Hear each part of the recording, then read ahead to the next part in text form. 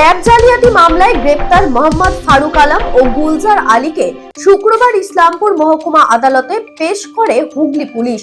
সরকারি আইনজীবী সঞ্জয় ভাওয়ালের জানানো তথ্য অনুযায়ী আদালতে দুই অভিযুক্তকে 2 দিনের ট্রানজিট রিমান্ডে পাঠানোর নির্দেশ দিয়েছে। মামলাটি নিয়ে তদন্তে নেমেছে পুলিশ।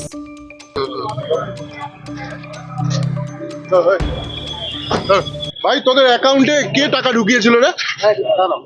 সেটা কে অ্যাকাউন্ট নাম্বারটা কে নিছিল? ওই গভর্নমেন্ট কি নাম নাম জানি না।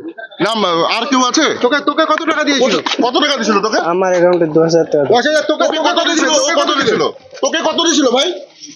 তোকে কত দিয়েছিল? এ বল।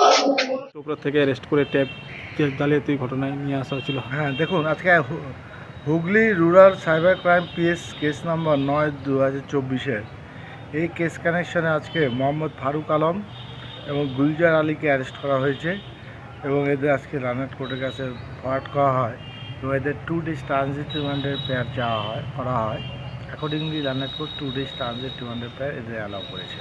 মানে এই যে অভিযুক্ত যে দুজনকে অ্যারেস্ট করা হচ্ছে, মানে এদের মানে কি ক্লু ধরে এদের কাছে অ্যারেস্ট করা হচ্ছে বা একটু যদি বিস্তারিত। দেখুন, এদের হয়েছে মোহাম্মদ ফারুক, তার মধ্যে আছে এদের আইপিডিআর একটা অ্যানালাইসিস হয়েছিল, সেটা থেকে দেখা যাচ্ছে যে মোহাম্মদ ফারুক আলম ম্যানিপুলেটেড করেছে স্কুল পোর্টাল অ্যাকাউন্ট, যে কারণে একে অ্যারেস্ট করা হয়েছে এবং এই অ্যাকিউজড গুলজার আলীও এই কেসে ইনভলভ রয়েছে, তার অ্যাকাউন্টে টাকা ক্রেডিট হয়েছে।